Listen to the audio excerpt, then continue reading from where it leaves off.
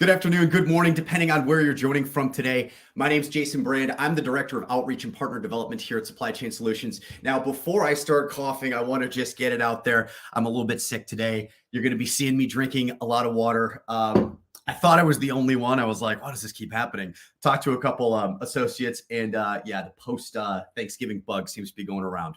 But anyways, if you're new to our show, thank you so much for joining us today.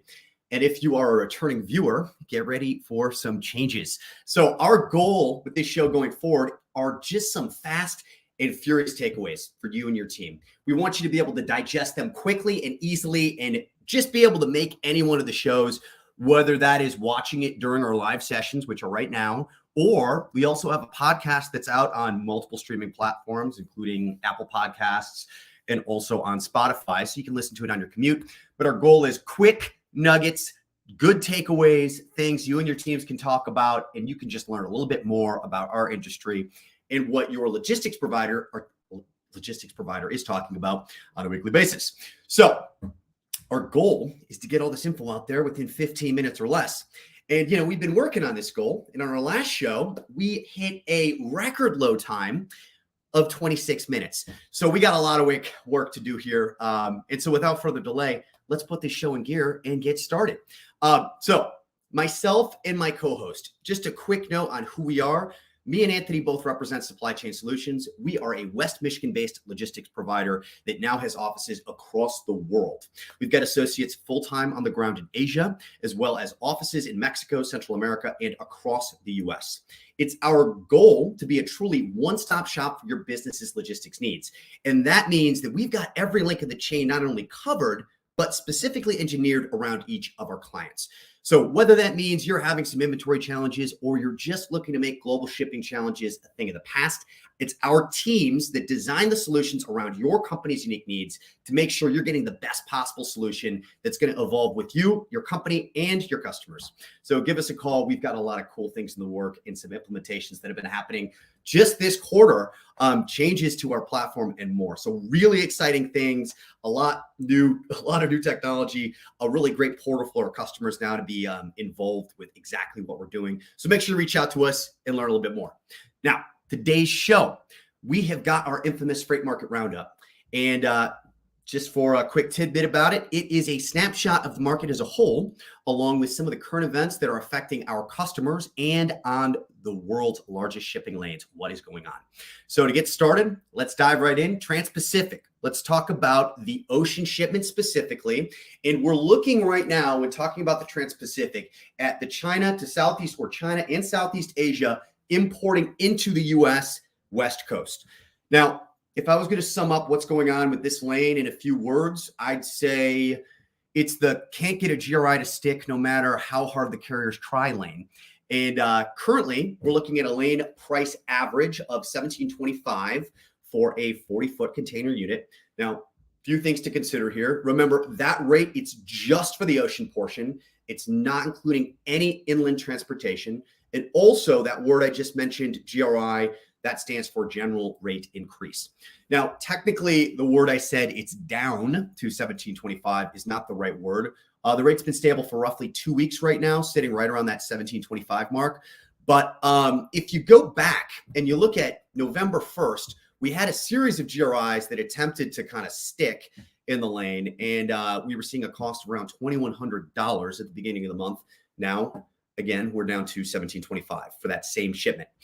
Now, let's run through all the lanes real fast, then we'll talk about some of the current events. So we're going to move right on from our Trans-Pacific over to our Transatlantic. Specifically, we're talking about importing from Europe into the U.S. East Coast.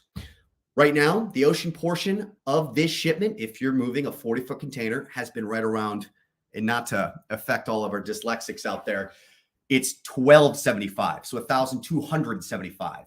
And that's per container. And now, believe it or not, we've also been seeing containers move for under $1,000, and that's per 40-foot unit. But I caution you, those situations are unique. They don't happen all the time. Definitely don't build your budgets around that number. So compared to the rest of all the major shipping lanes, our Europe to U.S. East Coast has been seeing the steadiest declines over the longest period of time. And quite frankly, every time we've had a prediction on this lane, or we didn't think this lane had room to drop further, it's proved us wrong. So with that, I am going to keep my predictions to myself on this one. But, you probably have an idea of what I would say given that fact. Now, to get an idea of the trend of this lane, let's go back to the beginning of September. So back in the beginning of September, shipping into the US East Coast from Europe was costing roughly $1,400 a 40-foot equivalent unit, or FEU. Now, at the end of October, that $1,400 was down to $1,340 an FEU. And right now, sitting nearly at the beginning of December, we're looking at $1,275 an FEU. Now, while this $60 to $75 decrease every 30 days on average might not seem like a lot, if you take that number and you really view it as a percentage of the total, you can really see we've been seeing consistent consecutive monthly drops of roughly 6%. And, if that's not impressive, you need to remember a lot of things about this lane. First of all, you're shipping right now on this lane cheaper than it was in 2019. And that's not considering so many immense factors that should be raising the price of this lane. So consider all of those union battles we went through, particularly think of the ILWU, think of what was happening with the rail unions, and all of those new costs that are just on the balance sheet of shipping into these regions. Now, if you want to go even further, you've got to think about how the East Coast was wholly unprepared for the massive amount of volumes that came in during the pandemic. And a lot of those terminals were substantially upgraded, either onshore or the terminals themselves, or dredging to make room for the larger ships. And you can bet a lot of those terminals are still paying for those upgrades right now. And on top of that, we saw some insane inflation over that time period. So if you consider right now a container is $12.75 coming from Europe into the US East Coast, and that is cheaper than 2019, and all those factors aside, not including that equation, you really need to understand how unbelievably cheap that is. I've talked about this in the past, but with that cost reduction comes some big concerns. When these terminals aren't charging enough for shipping, you can bet what's going to happen is reductions in service. So right now, more than ever, if you're shipping into the US East Coast, you've got to be close with your logistics partner, because there's definitely ways to manage these situations. There's carrier strategies that can be used to make sure you're getting the best possible service. But if you're just looking for the cheapest rate right now, you're likely going to see some major issues. And I'll get into it in a minute, but we're also having equipment shortages again, which seems ludicrous. But again, if prices are too low, problems occur. Now, let's go onward to the final major shipping lane we like to talk about here, and that is our Suez Canal lane. We're particularly looking at that Southeast Asia and China going through to Europe lane, so Europe destinations. Right now, if you're booking a 40-foot container on vessels, we're basically paying around $1,200 for the ocean portion by itself. Now, this may seem like a bargain, and that is because it is. It really is an immense bargain. The current rate was actually heavily influenced by a massive wave of general rate increases, or GRIs, that happened earlier. They took hold on November 1st, and it took our rate averages all the way down. They were down at $900 for that ocean portion all the way through, and they brought them all the way up to $1,330 per 40-foot equivalent unit. So, the rate is slipping. We're now down to $1,200 over the course of a month. So that's what, $130 drop over the course of the month, about twice the rate of what's happening at the East Coast. But quite frankly, we thought it'd be slipping a lot faster, because that's about a 40% increase in that rate's price overnight. And it's sticking more than we thought it would. Now, there are reasons for that. And honestly, going into some of the current events, I really don't think there's a better segue from those comments than to this. So news is coming out about what's going to be happening on the Asia to Europe lane. So one thing that's interesting is, despite these very, very low rates, it's actually been about 13% more volume in Q3 that's been traveling between Asia and Europe year over year. So that's pretty impressive. But the problem is, this gap between supply and demand hasn't been stabilizing with that 13%. It's still widening. And so it's been really pulling those prices down pretty aggressively. So in an effort to combat this, ocean carriers on that Asia to Europe trade lane are going to be hitting the market with more than 2 rate increases in December in an urgent attempt to raise these prices with a goal of getting the prices stabilized or at least high enough before the annual contract talks come into effect. Brace yourself. These price changes are going to be steep. Remember what I mentioned back in before November 1st, we were paying $900. After November 1st, we were paying $1,330. As of technically last week, we were paying $1,200. But let's just fast forward to next week right now. On December 1st, carriers are going to be looking for rates between $1,750 and $1,800 in FEU. After December 15th, they're going to be pushing those rates up to $2,000 to $2,200 per FEU and $2,700 to $2,800 per FEU on the Asia to Mediterranean lane. So as you can tell, it's going to be substantially higher than the last increases, and they're going to be coming pretty consecutively back to back. So December 1st, you're going to be seeing rates between $1,750 and $1,800. And then December 15th, that number is all the way up to $2,200 if you're going to Europe and $2,800 if you're going to the Mediterranean. So keep that in mind if you're shipping this lane right now. Remember, the volume has been increasing. There is just that disparity between supply and demand. And as Anthony and I have mentioned on previous shows, that disparity is going to continue. Now, looking at the clock, we're going to continue. We're going to move forward right now. So back to the days of equipment availability issues. Like I mentioned earlier, you've got the ag shippers, and they are blaming the weak Asia to U.S. trade. So ag shippers, they're basically pointing to an almost 17% decline in U.S. imports from Asia during the first 10 months of the year as the reasoning for these equipment issues.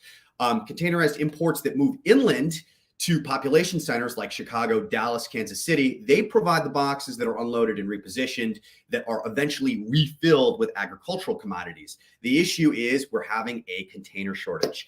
Now, in a statement from the Pacific Northwest Asia Shippers Association, and I'm going to paraphrase this, but essentially when trans-Pacific carriers started increasing their blank sailings in August, and that was to keep those spot rates from collapsing, the community knew, specifically the ag shippers knew, that it would cause a domino effect that would eventually develop into a lack of containers into the U.S. interiors, ag shippers. Now, and this has been happening, unfortunately. What's going to happen as the result? We're not really sure yet. This is just starting to get talked about, so keep that in mind. We do have a massive container imbalance happening at the moment. Now, I do want to touch on one other big topic that came out. Actually, it's been talked about for a few weeks, but it's official as of the 27th. So the White House, they officially created a cabinet level supply chain council. They just held their inaugural meeting on the 27th of November, which was earlier this week, obviously. And the Council of Supply Chain Resilience will convene nearly every member of the president's cabinet, bringing together more than a dozen of the nation's top federal officials directly involved in industrial policy. So it's going to be co-chaired by the National Security Advisor and the National Economic Advisor. There's a lot of other small teased changes that have been talked about with this announcement. But what we're going to do is we're going to go through all this via text because it gets kind of detailed, and I want to make sure we get through all the information today. Now, let's talk about the air markets. So Southeast Asia to U.S. air destinations this week were averaging a massive $9.93 per kilogram. And that's just shy of this year's all-time highs. Now, speaking of all-time highs, that number was just broken last week at $10.10 a kilo. And you're probably thinking like, holy cow, what's going on here? That's pretty astonishing. And why is this happening? Some great questions. So overall, these increases have been driven by a few factors. There was a pretty serious volume shift that happened out of Asian air terminals. And ultimately, a lot of other factors have prevented that freighter capacity to be repositioned effectively. So it's kind of driving rates up. So what are those factors that prevented air capacity to kind of be rebalanced? A lot of things. So we've been having a ton of snow in Anchorage. It's been going on for a few weeks, and it's really been limiting the capacity that can go there, go through there, or be, deposited there. On top of that, we have been having a serious incidence of volcanoes and earthquakes. They're happening at various places around the globe, but one place in particular I will talk about in a little bit. And on top of those, so why would a volcano affect air freight? So the volcanic ash is a hazard, and so it's going to either change flight plans or cancel or delay flights. So if they're happening all over the place, it really does have a negative impact on air freight capacity. And then earthquakes also tend to be, in alignment with, well, not getting into that. Anyway, so finally, we've got the global air restrictions around Ukraine and the Gaza Strip. So that's also changed some flight patterns and made it hard to reposition planes. So you got to consider all those things with that massive kind of leave of volume that left China's ports and then its inability to kind of re-equalize. Now, talking about those earthquakes, talking about those volcanoes, Iceland has been experiencing over thousands, quite frankly, of earthquakes over the past few weeks. And it's all thought of as a precursor to this volcano that's on the verge of eruption. And quite frankly, if you have not seen images of what's going on in Iceland right now, it is definitely worth a check out. It is completely unbelievable, quite frankly. So make sure you go check that out. And, keep those individuals in your hearts and in your minds. A lot of stuff going on this year, but 16 minutes and 18 seconds. That is our show for today. Thank you so much for joining us. New record low. We're going to push it lower and we're going to give you more facts in the same period. But I really appreciate everybody joining today. Thank you so much. And we'll talk to you guys next week.